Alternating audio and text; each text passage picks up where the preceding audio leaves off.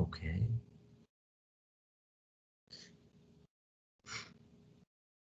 Can you see the presentation now?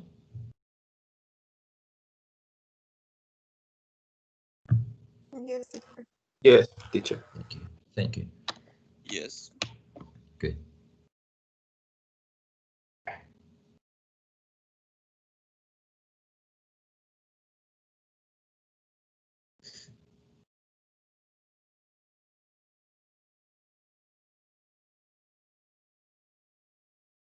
Here we are. Okay. What is teaching first?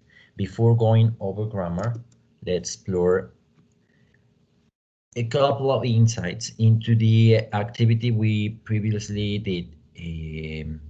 Was part of Unit 1, and it's about perceptions on teachers and teaching itself, the practice of teaching, the art of teaching. And according to Harmer, we have a couple of metaphors for describing what teachers do. I found them really interesting as an introduction for teaching grammar because those metaphors are actually representative, you know, symbolically, of course, of what we do in the classroom and what we do with grammar as well. Well, according to Harmer, teachers could be actors. They could be actors because we have different roles in life. However, once we are in front of people in a classroom, we follow a specific role. And of course, that role is divided into many that we need to cover there in your room. But to a certain extent, we do it for keeping an appropriate environment for learning and teaching. So this is one of the metaphors that describes our roles in the classroom. Any kind of learner, whatever the school we are teaching, we actually divide our professional activity for the purposes of development and our own ideas and our own lifestyle, you know, which is close together, of course, it is, but we need to control our emotions. Yeah, we need to be emotionally stable, and this is also part of this talent that people have in order to perform in front of people, you know, which is not easy. Some authors say that this is a part of the vocation of instructors and teachers since the Greeks. Another metaphor is that we are orchestral conductors. We direct conversations, we state the rhythm, the pace, the tone, and we guide movements as well regarding activities, tasks, movements in the classroom, seating arrangement, instructions, who writes on the board, the way of participation, the interaction dynamic, timing, you know. So this is basically what we do in our lesson planning, but it's a lot easier said than done. It could be in a lesson plan and it's already prepared, but at the moment of teaching, you need to make decisions, improvise, assume responsibility of those changes. And I guess that has to do with experience and with your gut feeling for making decisions at the very moment of teaching. But in fact, we are guiding conversations, dynamics, etc. Another metaphor is that teachers are gardeners. Okay, so we plant the seeds, And I found a very interesting quotation I'm going to share in a moment with you, which is related to how we enhance critical thinking for people to grow up and for people to become autonomous learners and just to analyze things and create their own ideas. I think this is a very important job, and this is what we do with grammar as well. You know, to a certain extent, we are enhancing critical thinking and people who is able to think beyond rules. You know, that goes for reasons and that goes for let's say dialogue, intellectual dialogue could be. Well, are expected to be trained at university. We have our own perceptions regarding teaching, and our own perceptions are also a projection of what we teach in the classroom. Wait a sec. Stop. Okay. This is the quotation I found. It's by Gibran.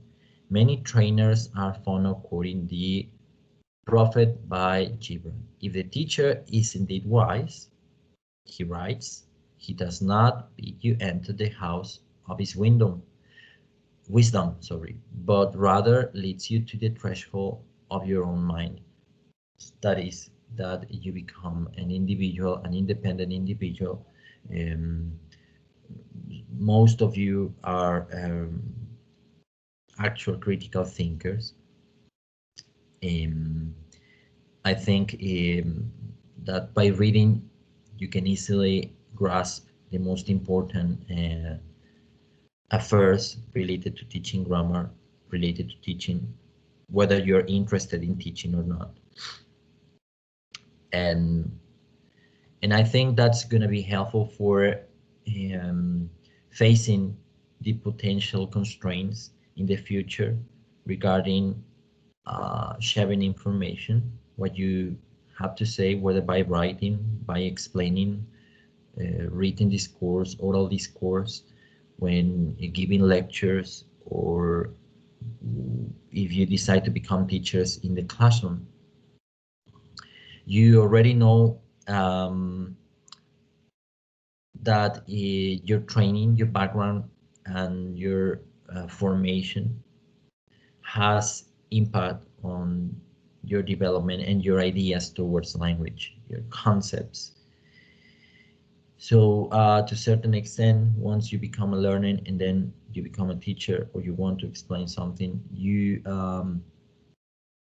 bring your previous experiences for the process of explaining and implementing.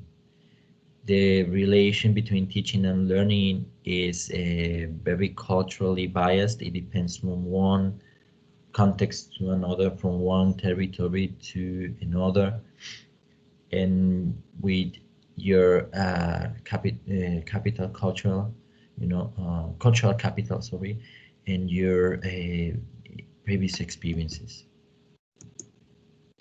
Now, there are different kinds of teacher. We have already discovered and explored some characteristics in our own ideas about, effective teachers and all kinds of teachers. But some characteristics that have been explored and which are very important for the area of language are just the first one, group leadership characteristics. According to Dorney, who's an authority on language motivation, attitudes, and roles in a classroom, we teachers become group development practitioners, and the reality in most of the contexts is that students expect somebody who's knowledgeable and leadership and direction. most of them, not everybody, because we are all different, but most of the students, and this is what the literature states, uh, most learners expect their teachers to be directors, guiders, leaders, and so that they can feel secure. They can feel confident. They know what to expect from a course, and they are even more focused on the figure of the teacher than the content of the learning experience or the course or the lecture. It happens. It's been proven. Um, and people continue doing research in our context or different international context settings, which are further alike. And this is still identified. Okay. Now, what about democratic teachers? Well, this is a different approach. Okay, here the students are involved in the process of decision making. They actually speak up whatever they want to. They suggest changes, of course, and well, the teacher is more demanded to go for organization skills, organizational skills. Sorry, and you are challenged as a teacher when you have those kinds of students, because you need to make changes at the moment of teaching. You need to study more. You need to discuss, keep up a dialogue, and you need to build rapport at the same time. So you need to be empathetic, but teachers who are democratic, who give freedom for students' participation and change things, are really brave, because it takes time. It requires more effort, um, and and I think there are some very important factors to take into account. You actually provide with uh, facts. Well, to some extent you give correct information. Okay, you don't pretend, but you actually look for information, and the students find it really valuable, relevant for the training, although they don't have the same learning path. They don't have this leadership in the classroom, and sometimes that could become a mess. It could be dangerous for the environment of the classroom, um, because there is no order, and well, the need of metacognitive skills and meta-language skills are going to be very important. Now, regarding language learning and language teaching, your level of English is very important, for teaching children, for teaching young adults, teenagers, or adults.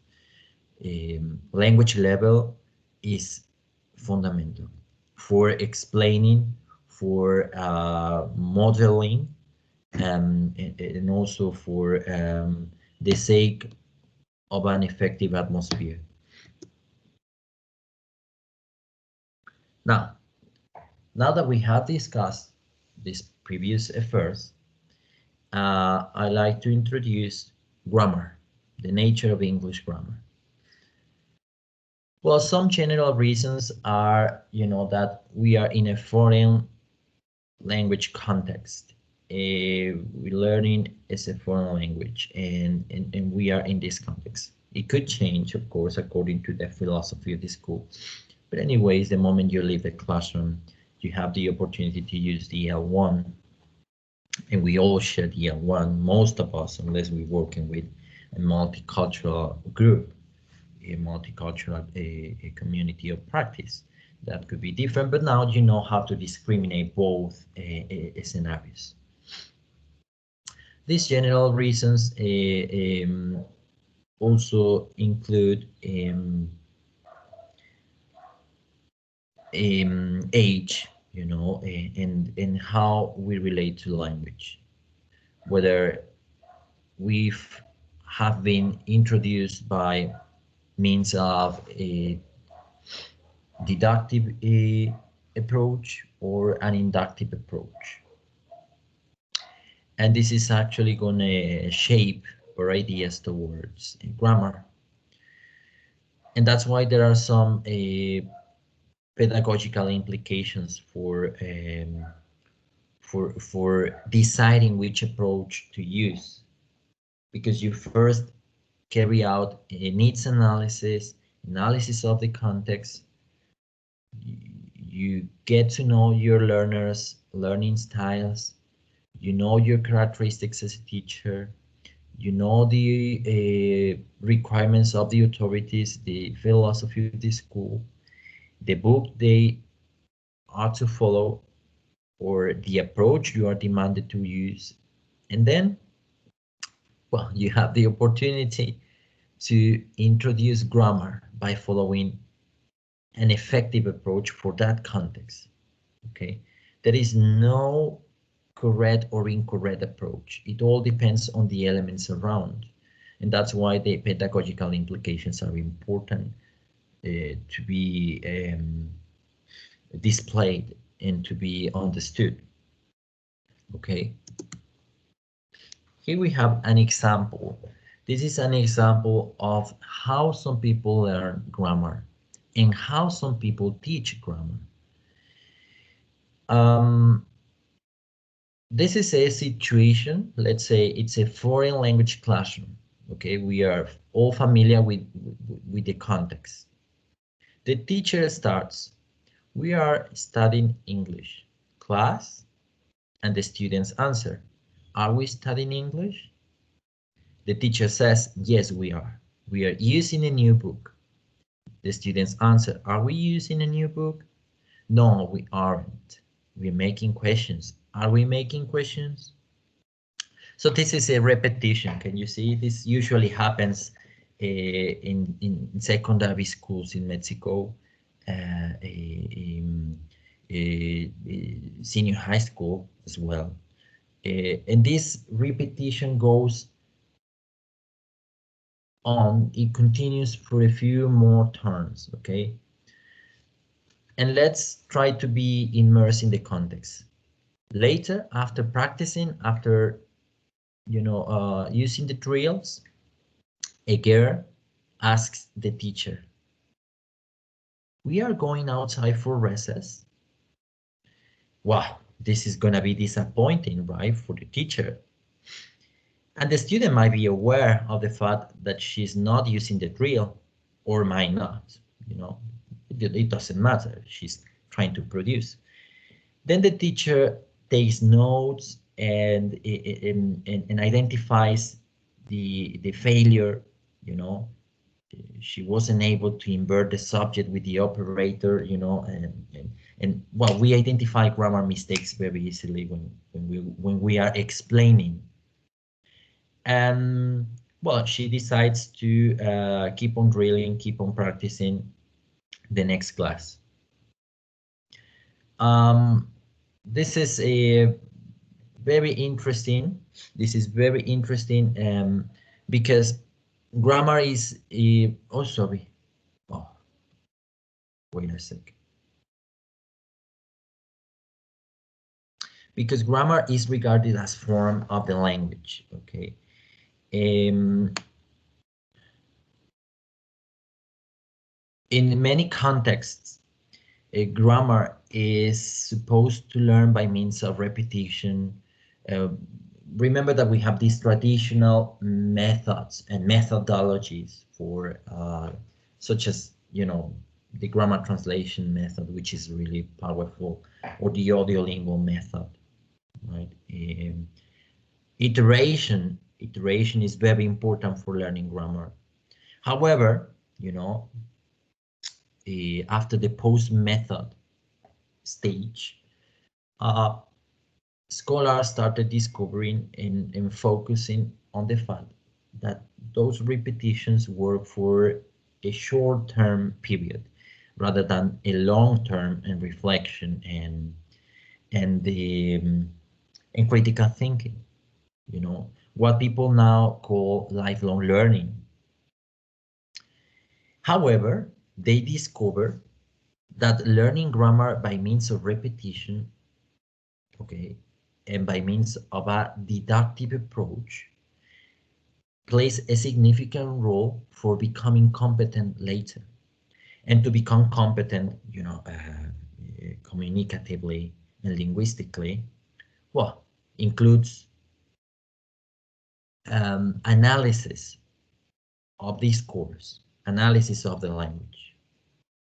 There are some very fluent people, we can find very fluent speech, but accuracy is also important.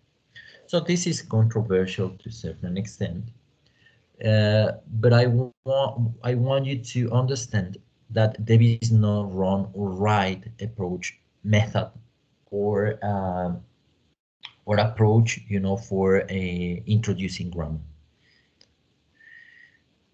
We need to understand the context. Now, we have a couple of definitions for grammar. We have this linguistic definition. This is what linguists claim grammar is.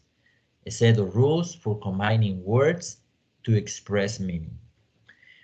We can understand from grammar now that we are studying a BA in languages, in English, that grammar has to do with structures, but with two very important factors, two very important branches of language, which is morphology and syntax, right? The use of words, the roots, how they change, and also the explanation of sentence formation and how this formation can be transformed, reconstructed, deconstructed. And there is a link there, between lexis and syntax. What, the linguists rather call morphosyntaxis, right? However, grammar goes a little bit beyond the analysis of words and sentences. And in this definition, we can find meaning, semantics, what the words and sentences are used for, what they mean. But some authors stated that this was not enough, this was good for repetition, for fluency, for accuracy. But there was one element, which was the element of use the language for communication purposes, for becoming competent, and that is the work of pragmatics, right? Now, focusing on rules, and this is a very strong word, focusing on rules sheds light on the complexity of grammar. And this has impact on students, Grammar might be seen as a monster that makes students feel bored, nervous, or sleepy, right? The teacher as well feels nervous about rules, There is no control about knowledge, the subject matter and the matter. They might feel anxious about what they're going to teach because grammar is complex, because grammar is about rules. Grammar's main goal might be that students achieve a high level of communicative grammatical competence. They achieve the ability to use and understand a structure in a variety of situations spontaneously. This is a different definition, a different understanding of grammar. Okay, this is a more communicative approach. Now, they might complement each other, you know, and we're going to see the different approaches for grammar. But this is important to take into consideration because we might have experience, you know, deductive approaches or inductive approaches, but notice the differences. And that's gonna shape our teaching, you know. Of course, we need to be really committed to studying grammar. You know, it takes time. And drills are important for doing so. You know, I can remember from my own experience that repetitions really help me, you know, to be familiar with grammar, to know grammar and how it works. Um, Currently, I'm about to finish up my thesis on applied linguistics. And in you know, this is the time in which I understand everything I experienced since I was a child regarding a language, you know, in reasons, in general ideas of how human beings use language. And I started reflecting on the fact that repetitions really help me to understand, you know, what language is and how to teach grammar. Well, is influenced by those ideas we build up. We have two general approaches according to Scott Thornbury in his work, How to Teach Grammar. And the first one is a deductive approach. A deductive approach that can be found in page 29. The book is online. You can check the book online. And I think I share it. You can go to the Eminus platform. You can read it there. And for a deductive approach, students are given the rule in advance. That's the very first thing they do. Okay, teachers provide with the rule. They show the explanation there. This is called a prescriptive grammar. That is the way a language should be used. Okay, so whenever you're given a rule, you're unconsciously being that language has to be employed in that way. This is you know, useful for developing academic language. For example, in our context at university, when we're learning English for a professional affairs, you know, and we have explored the factors, internal factors and external factors for people to study English. But we know our context now. Now we know our context. For academic language is quite beneficial. And a very good example is the response papers you wrote a couple of weeks ago. Okay, response papers in which you needed to use a high register of language, avoid contractions, take care of punctuation, following procedures and formats of academic writing, such as citing quotation marks, APA formatting, and the use of references, um, mechanics, and, you know, guidelines for academic writing, academic language. So this deductive approach states the rules, the guidelines first, and then, you know, the way you should go on. On the other hand, we have an inductive approach. Here, students infer the rule. Okay, so they follow a different order. Okay, descriptive grammar is the approach to be followed by means of induction. Description of how speakers of a language actually use the language. And this, it was what a scholar started using and started referring to as language in use, which can be employed, well, can be found in certification exams.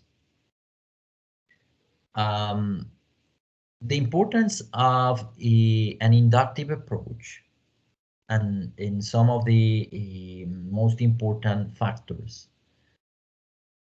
are that students achieve accuracy and fluency at the same time, because the focus is on actual use. And this is what Brown states as communicative competence, which is going to be explored at the end of Unit 4, okay, in our course. But this is, in short, what communicative competence is, both written discourse and oral discourse. Well, so there are some implications for following a deductive or an inductive approach, and there are certain approaches, you know, that help teachers and learners follow each of these strategies, okay, whether prescriptive or descriptive grammar, or whether deductive or inductive grammar, by means of models. You know, we're going to check modules.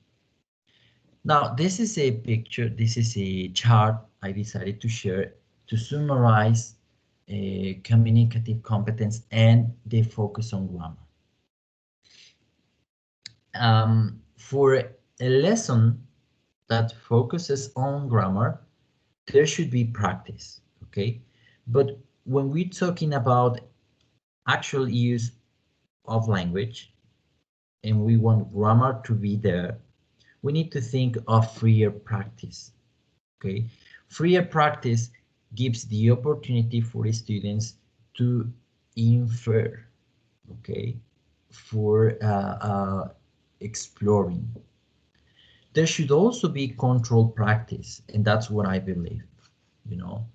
There should be a time in every single task in which the teacher intervenes, okay, works for the practice to be delimited, okay, for the practice to be focused on achievable goals. Okay, I think it's important, and the way you can do it as a teacher is by means of the monitor hypothesis. If you can remember the monitor hypothesis by Krashen, in which you can find modeling, guided student-centered practice, and different characteristics of learners. Remember, we have different kinds of students for monitoring. Now, the grammar and the practice, yeah, to be more specific, should be familiar with goals, with your context. It needs to be meaningful, okay? Whatever practice, drill, or a repetition should be interesting for students, should be meaningful for them. And then you need to include the context, the goals they have, or, you know, their family, okay? Now, on the right, you have fluency, grammar structure, form, and usage. Those are the 3 dimensions Larsen Freeman suggests following for teaching and learning grammar. Okay, not rules, but reasons, but the structure. Okay, there is order, of course, patterns. There are patterns, but we cannot talk about rules because there is always one exception for a rule. Okay, they work a lot, but Larsen Freeman decided to go for grammar structure and form and patterns, you know, and also, well, meaning, you know, but she added this very important element, which is the use of the language. So we have reasons, semantics, and pragmatics that is employed for real communication. And that's, what they state as a meaningfulness.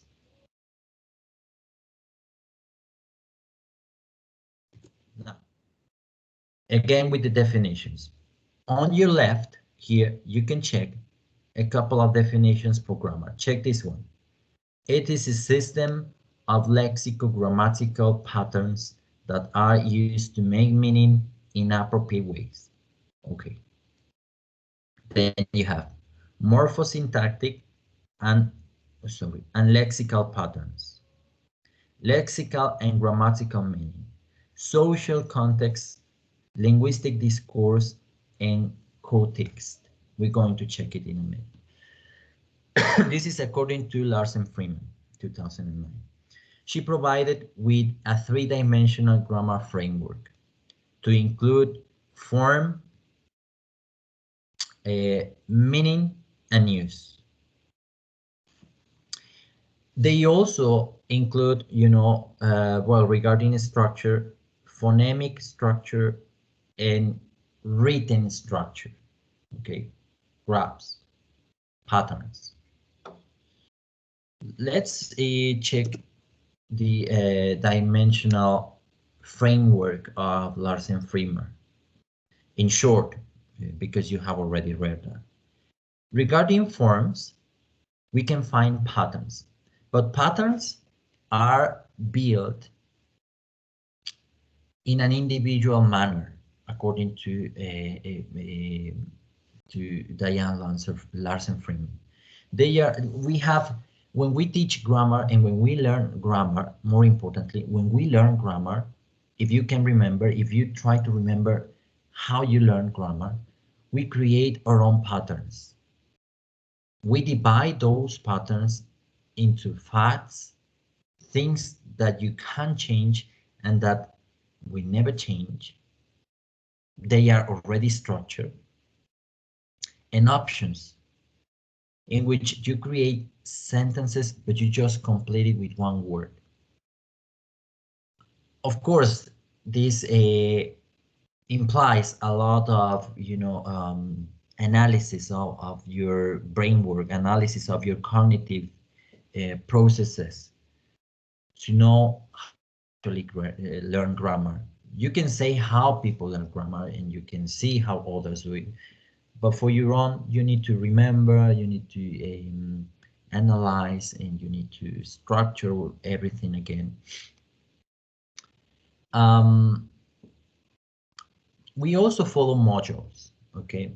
Those modules implied reasons for some contexts. For example, when we learn English when we are teenagers or young adults. But when we're working with children, yeah, we rather go for drils and modules, and because reasons make no sense for children. So how to learn grammar to a certain extent shapes the way in which you like to be taught, According to this dimensional framework, meaning is another important factor, okay? And then, the analysis of the words becomes important. But not only the meaning of a word, but the situation in which that meaning changes or stays. That's why the use of, language is very important for Freeman. The context, the specific situations, the variations of meaning, when the word is word, when the sentences is word, and why it is used, what it is used for. Okay, so we have this three-dimensional framework for grammar. We have a couple of examples of how this framework might work. For example, for the use of possessives. You all know the form of possessives because this is for A1, A2 level of English. Apostrophe S or S apostrophe depending on plural nouns, singular nouns, nouns ending with S, etc. The form should focus on phonemics, you know. Sometimes you have the ending z or z. So this is part of the form. This is part of the structure. And remember the definition we studied previously. Okay. Now, another form is the graph, the graphemic form, you know, apostrophe S or S apostrophe or only apostrophe, you know, sometimes. The meaning, what? The meaning has to do with the possession, okay, or the description, or the amount, or the relationship, or the part, whole, or origin, okay. Can you think of any example of this? Well, okay, for possession, Katya's bag. For description, Katya's last name. Okay, for amount, well, I can't think of any example for amount, but for relationship, Betty's husband. Or part whole, well, I can't think of any. For origin, Mexican's traditions, you know, I don't know. Yeah, I can't think of an example right now. But anyways, you have these different meanings for the possessive, okay? Now, the use, well, apostrophe S versus possessive determiner, or apostrophe S versus the definite article the. For example, the wife of Pedro. Apostrophe S versus noun compounds. So here you have how, you know, the learning and teaching of grammar should be integrated.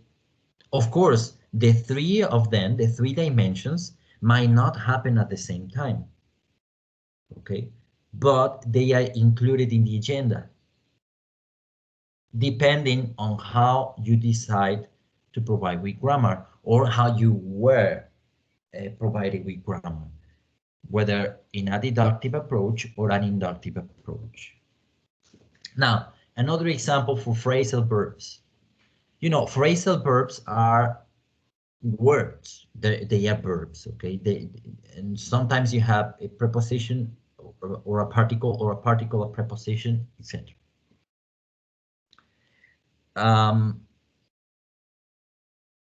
There is this discussion, okay, on whether this has to do more with vocabulary, lexis, or with grammar.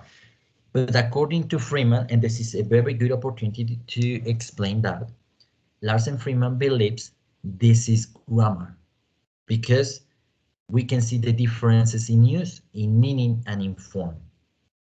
And what that happens is because we're dealing with grammar.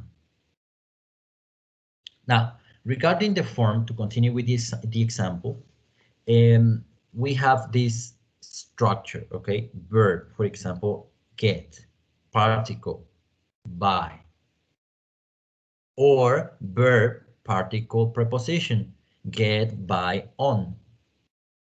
Now we have separable or inseparable phrasal verbs, such as get over, cannot be separated, or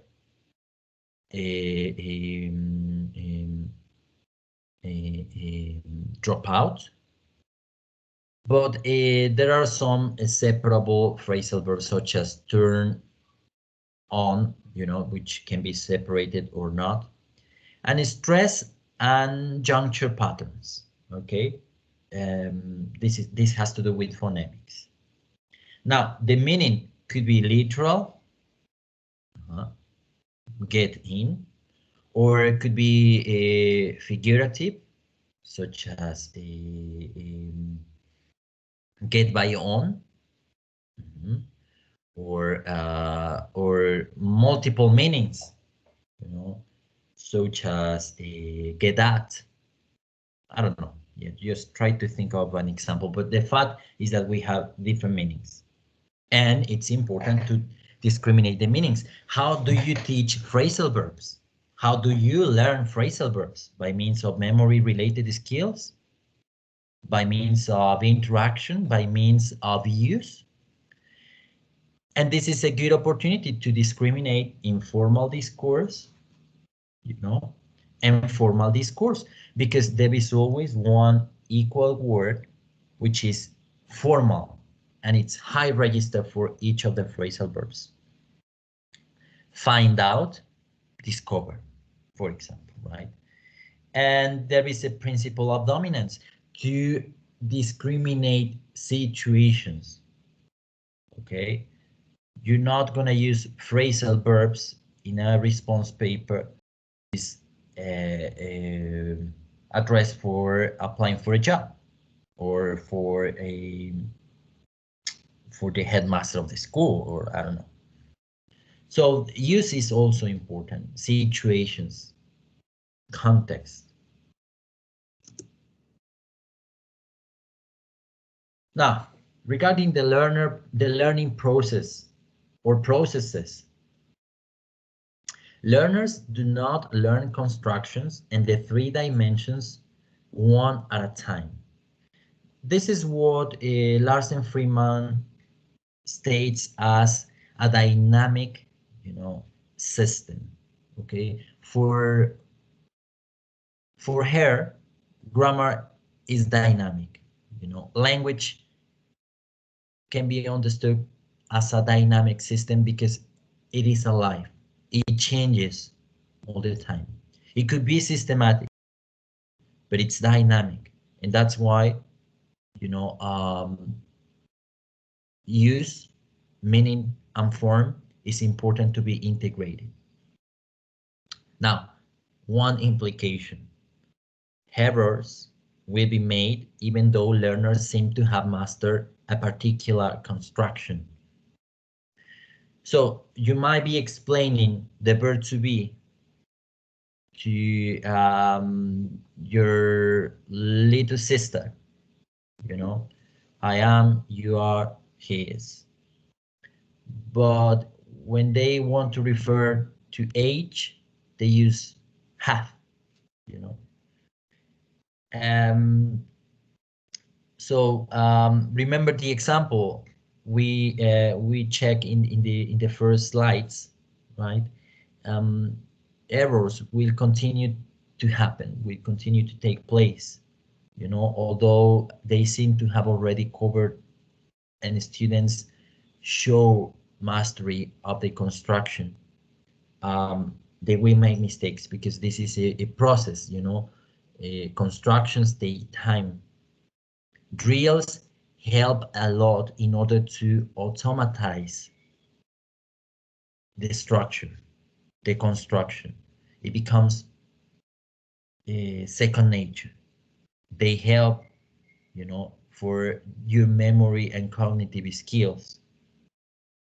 And I can tell you that from experience, you know. I've been teaching for 10 years, 11 years. And in also with my own background, you know, regarding grammar.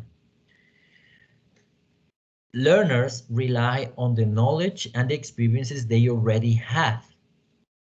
The language acquisition device theory, remember, by Chomsky, and that was restated by Krashen for language acquisition, L1 and L2.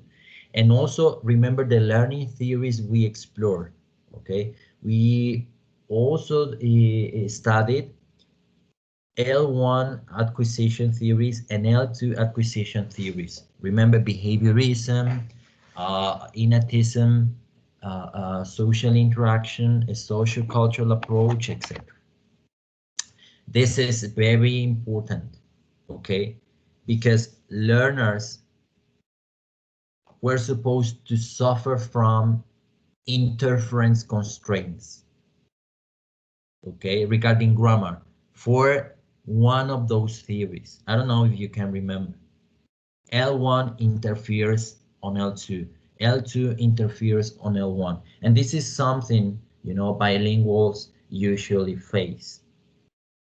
But according to this three-dimensional framework, you know, the, the L1 might be beneficial for the construction and development of this dynamic system of grammar in individuals.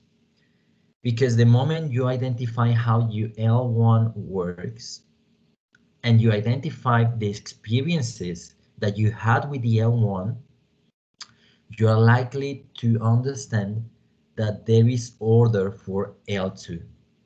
Not the same one, of course, but you have the language acquisition device activated for L2 to be structured. So this is interesting, isn't it? Yeah. Some different points of view. Now, next, different learning processes such as pattern recognition, association, and discrimination are responsible, sorry for the spelling sake, are responsible for different aspects of language. Okay, and how to work with those? Well, by means of specific tasks and approaches. Let's check the approaches. Okay, in a moment. Classroom applications for that to happen. Okay, for those processes to take place. The teaching processes now. Krashen's hypothesis of comprehensible input is one application for this three-dimensional framework for teaching and learning grammar, and also for traditional approaches or methods, but in a different way, okay? Because remember, comprehensible input has to do with L2. And there might be more, some controversies for L1 and L2 use. Foreign language classrooms in Mexico, you know, usually follow a traditional approach. Okay, real communication is difficult to take place there. You know, try to be sensible. Try to identify what happens in our public institutions, what really happens there. You know, and we achieve real communication situations. It's very difficult. It's very difficult, but at least, you know, we can try it. We also need to consider the characteristics of children and the characteristics of older learners, where comprehensible input might be difficult there, you know, for their interests, the energy they have, and the explanations they need. And the need for corrective feedback, which is very personal. Okay, some students really need to be corrected at the moment of making mistakes. Otherwise, fossilization might take place.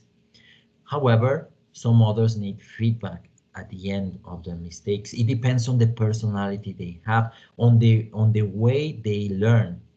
And of course, as a teacher, you need to identify how they learn.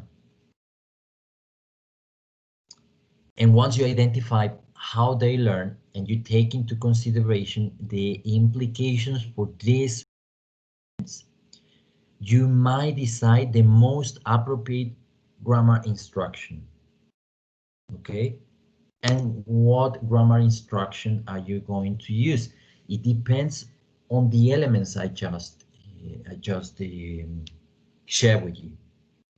One of the most popular approaches and the most used approach in both second language context and foreign language context is the so well-known PPP.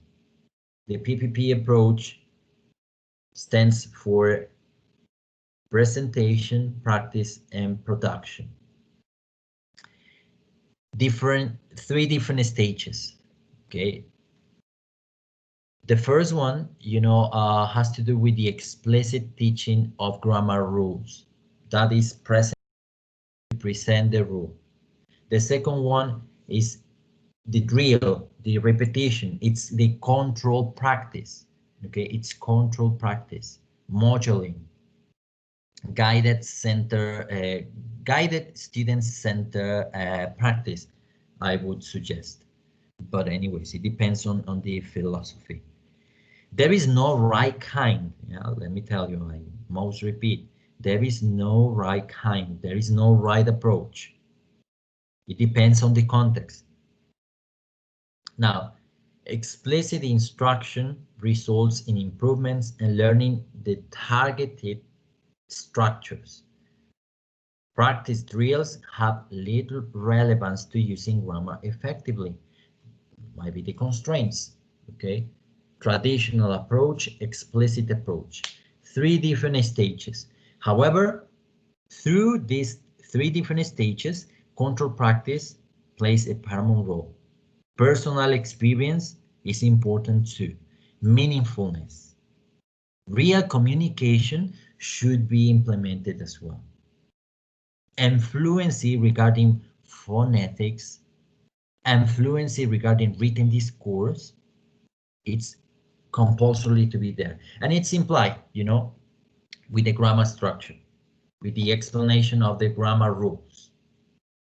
So this is very useful, it works, of course it does, and it's the traditional approach. You will decide according to the context, according to the things we explored in Unit 1, whether you will go for the PPP or a more communicative approach. Okay, there is no right kind. Okay, remember that. Even Thornbury states that, Harmer states that as well, Freeman states that. So there is this consensus on the fact that there is no right kind, but different contexts. Now, continuing with the presentation, practice, and production approach. The presentation goes for the grammar point. That's going to be the first and foremost. Sometimes by referring to L1 and L2, their commonalities and, more importantly, their differences for the language acquisition device to be activated and the schemata to work, previous knowledge. Practice.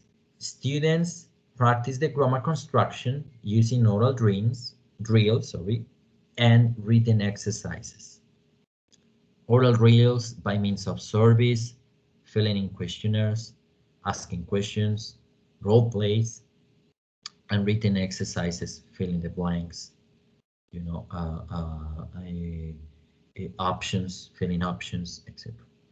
Production. Students are given frequent opportunities for communicative use of the grammar to promote automatic and accurate use. Okay. Now he can see the aim of automatization, second nature, and the outcomes of repetition. Those might be the outcomes of repetition of drills. Okay, opportunities for communicative use in a more frequent manner. And of course, comprehensible input might work there in the production section. Focus on form. This is another approach. It's a communicative based approach, okay, or meaning based approach. We have a couple of examples that you will explore in depth in a different course, such as the current methods and approaches for teaching and learning languages. Some of you are, currently taking that one, I guess. Some others will take it next term. And then you will explore task-based learning, content-based instruction, the different models of content-based instruction, such as topic-based, shelter, etc., where presentation of the grammar point sometimes is given by pointing out the differences of L1 and L2. For communication, at first learners are primarily engaged with communication rather than grammatical constructions.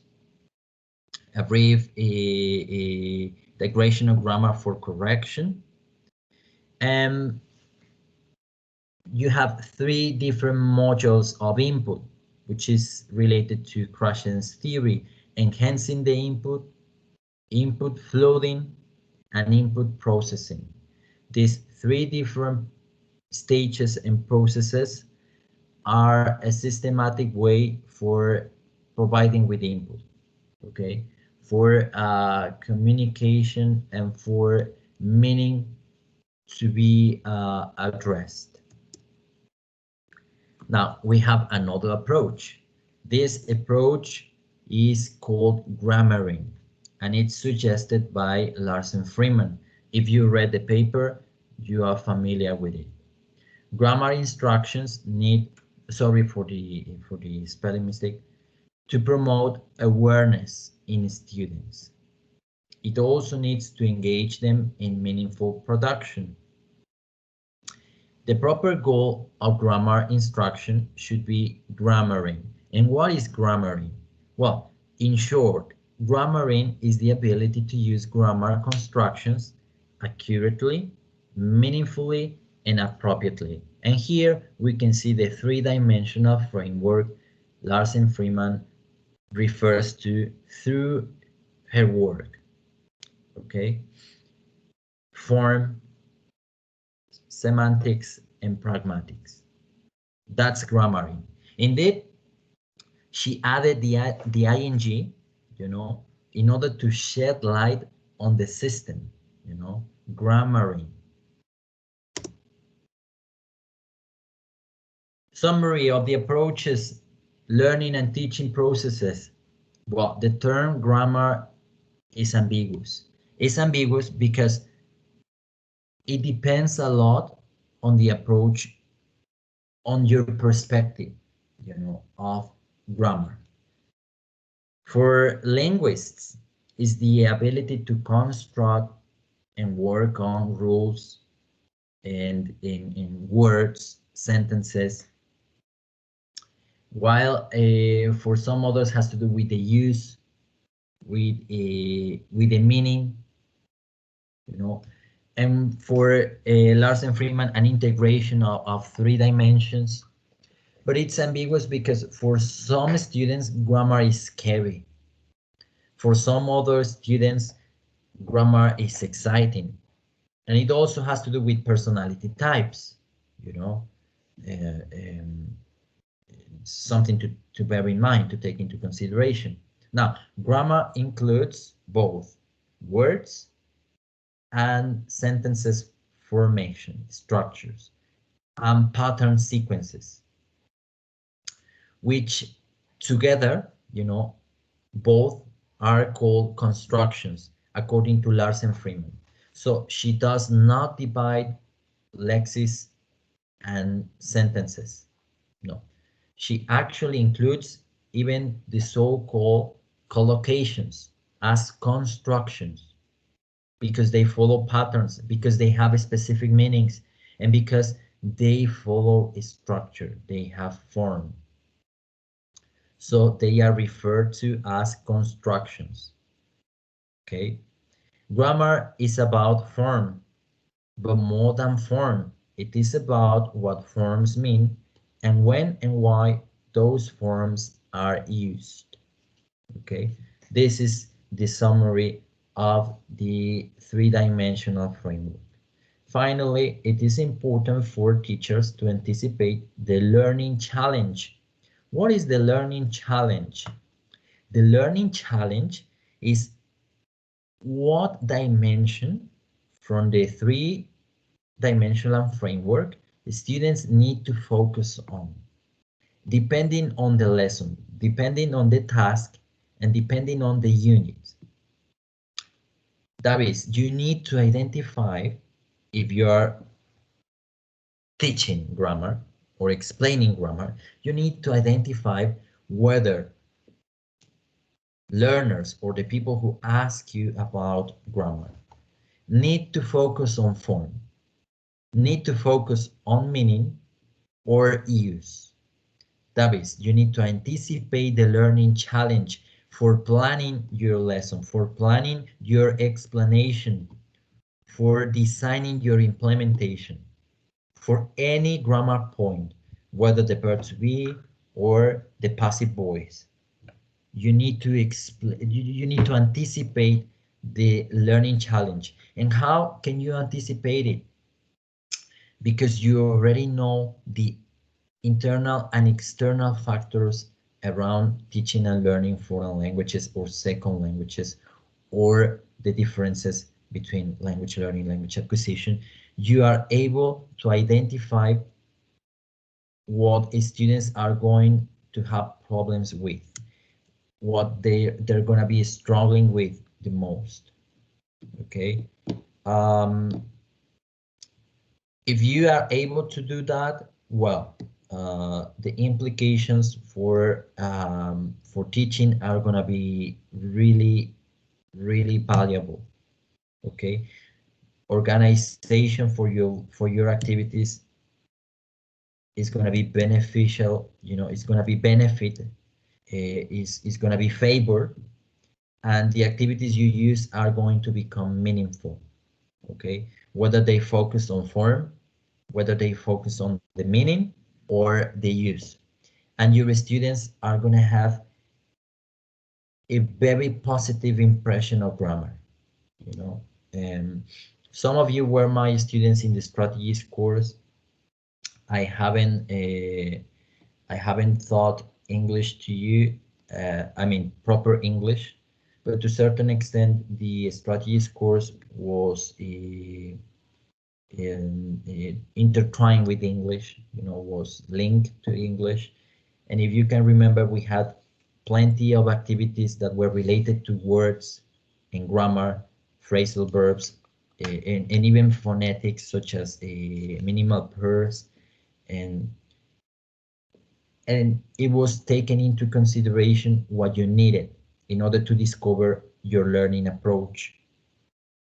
So the implications for taking into consideration what you need as students has benefits for my teaching in terms of organization, relevancy, you know, and in meaningfulness.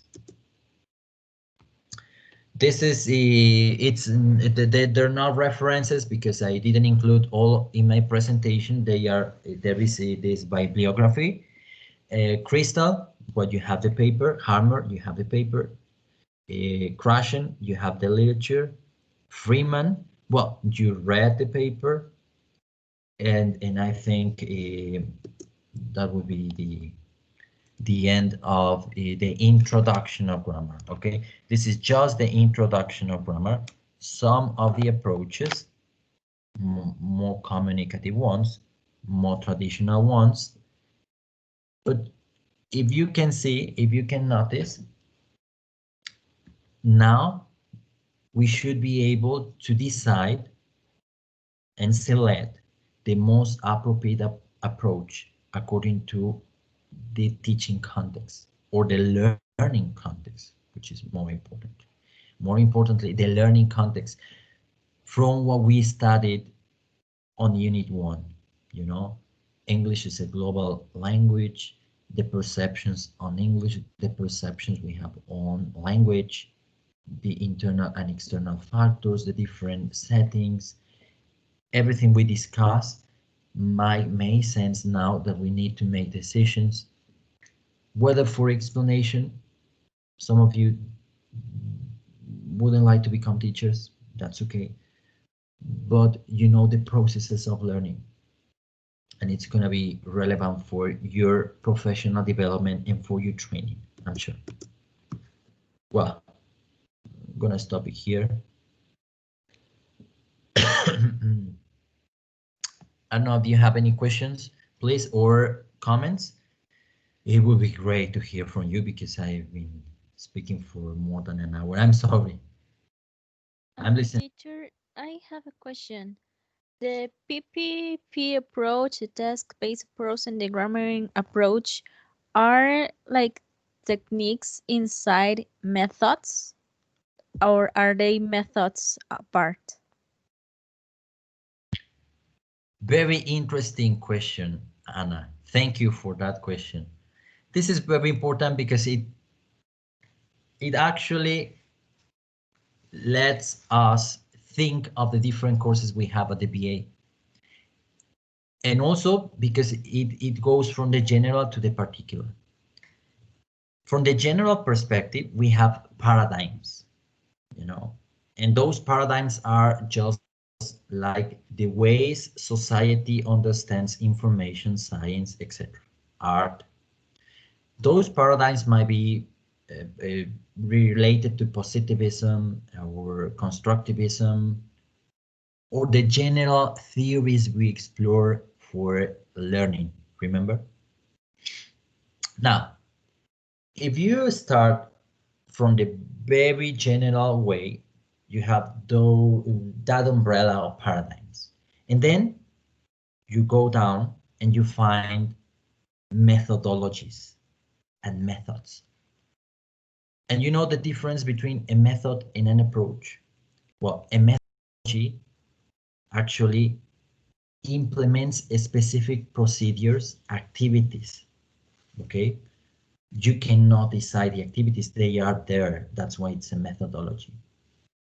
And this is something you're gonna check in the following course. That's why you should follow a line, well, pedagogically. Of course, we cannot be square, you know, and say, this is what you need to do. Take teaching and learning first, then methods, and then planning, and then practicum. It's very difficult because of the module, because of MAVE here. It's very difficult to do it.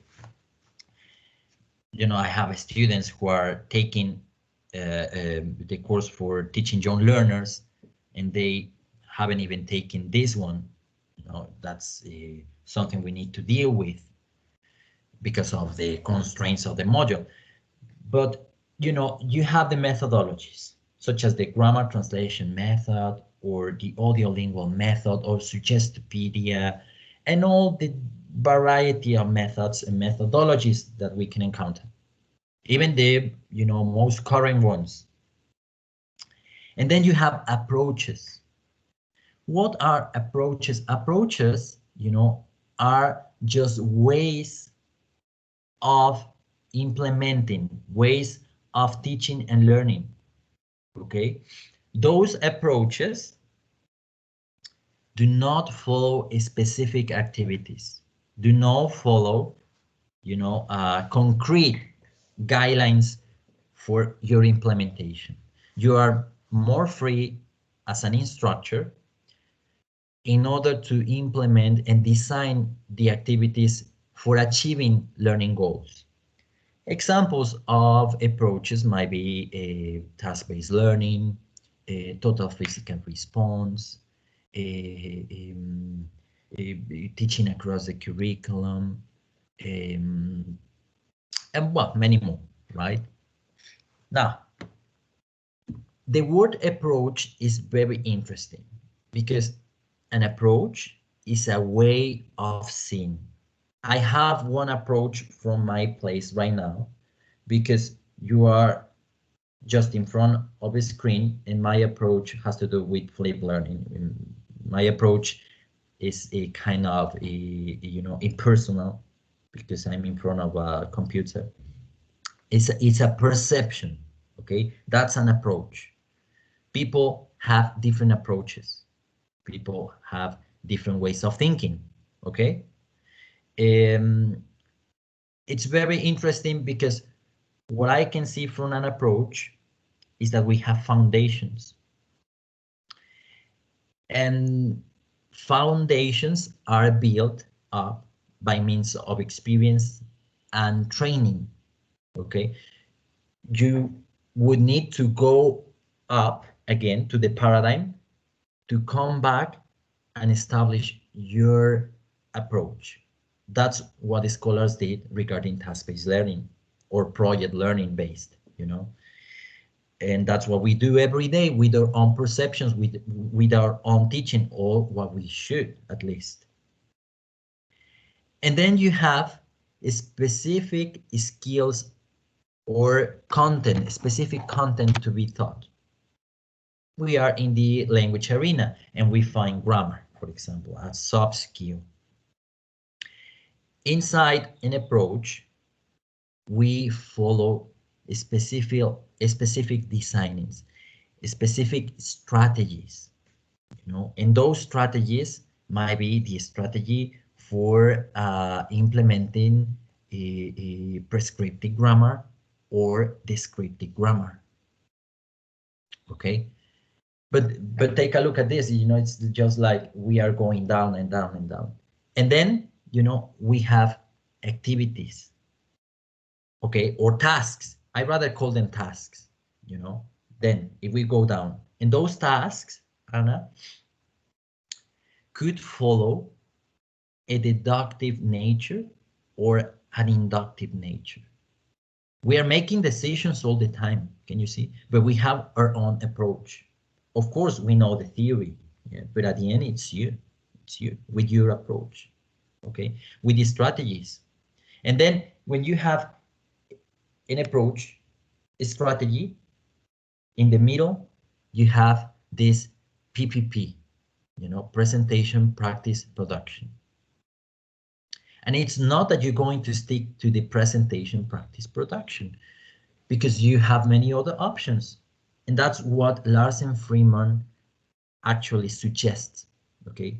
Go beyond form, go beyond meaning, go for use, okay? Start building your own approach, okay?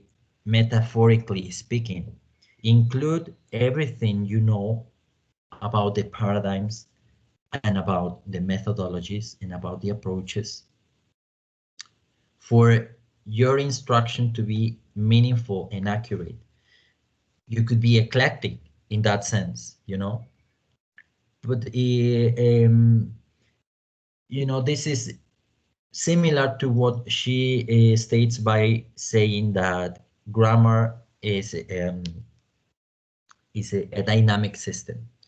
Approaches are also dynamic, approaches for teaching and learning are dynamic, and they were developed and constructed by the analysis of different things, different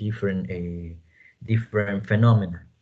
Okay, I don't know if you solve your query, but I suggest reading. You should read the paper again, and I think you're going to divide these different stages for learning and for teaching, of course.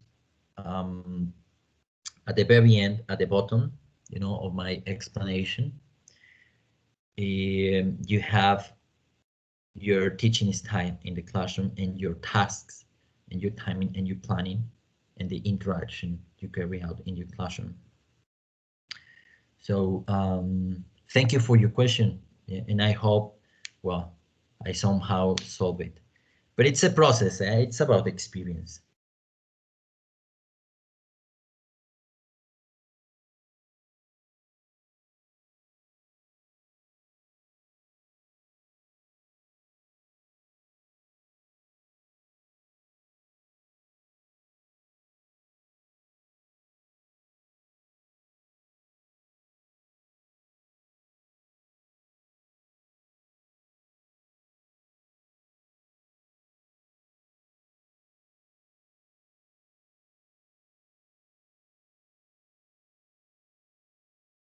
Or contribution, it would be nice to hear from you.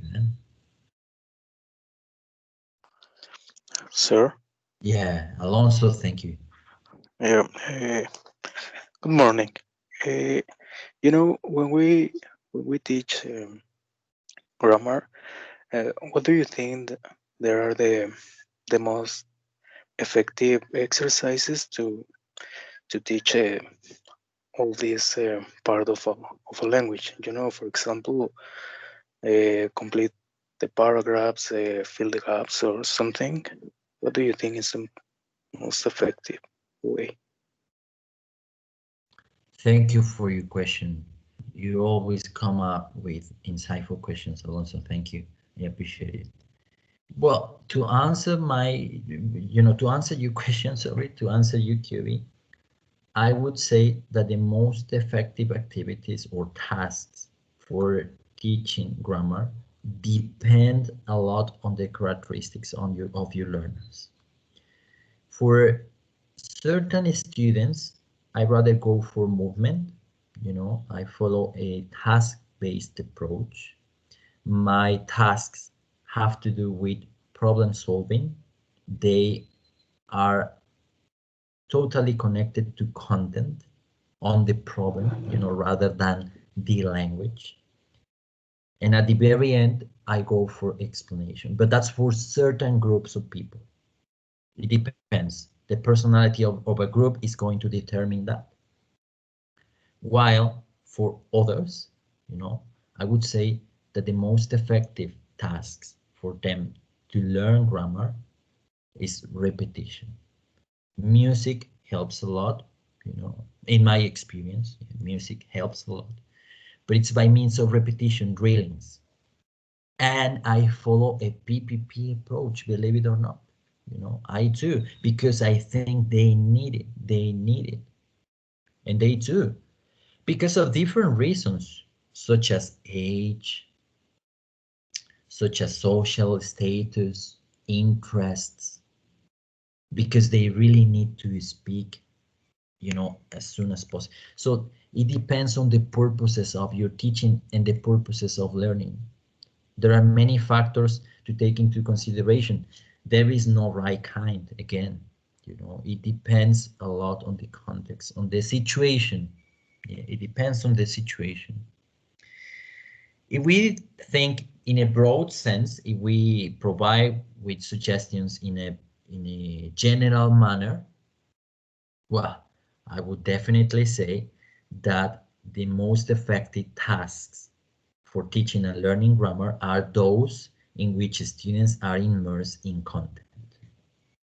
Okay, that's my belief, but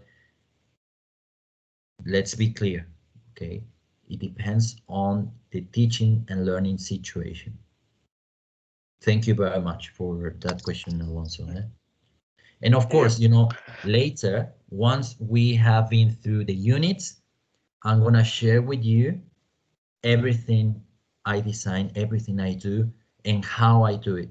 Yeah, but after having experienced the process of the theory, yeah, and I will share my activities, and I say this works very well for these kinds of students, and this is what we need to do as professionals, because you're going to become a teacher, Alonso, and if we work collaboratively, we're likely to enrich our work, and our ideas can merge, in your innovation and my ways of thinking can actually produce new knowledge. So the moment we finish the course, well, I'm gonna share everything you want with you, and it could be helpful for you. Okay, thank you, sir. Well, thank you very much. Thank you for your time. You have a task. It's a elaborate task. Remember, it's got the stages. You have already read the papers. You have already attended the presentation. I think you will be able to continue with the following stages of the task, and it's a demanding one. Yeah, it requires time. It requires your critical thinking, you making decisions, and including everything from unit 1 to think of grammar, so it's not easy. That's why I gave you more than a week, but the homework is gonna be cut down. Okay, we're gonna be reducing the amounts, and you're gonna have time for doing your tasks in a suitable manner and deliver it in an appropriate way. Okay, Do you have any questions about your task? No, I sent you an email and it's on a minute. But if you do, please let me know before we leave. Just to be clear, completely clear, Yeah. we're going to do something like what is presented in Harmer's book, like those kind of activities. Those are examples. Yeah, those are examples. Exactly. Yeah, in Harmer's book, you have a couple of examples. And that's right. It's something similar what you need to do. But of course, it has to be personal, you know, original. You can take the ideas from Harmer because they are very well structured, but you need to follow your own procedures, okay, Anna? But yeah, that's right. Here you have the task you have already read. Number 3, you need to plan a series of tasks for teaching grammar by using the PPP approach, okay, for you to experience it now as a potential teacher, yeah, regardless of your professional goals, but you need to do it, and it's going to help you to understand the processes. And then number 5, you're going to plan a 3-dimensional framework for the verb to be. It's going to be very easy, but you have the examples of possessive and phrasal verbs. So you're going to focus on form, meaning, and use. In the end, maybe you're going to conclude that they could merge according to the context, but you need to know both processes, okay?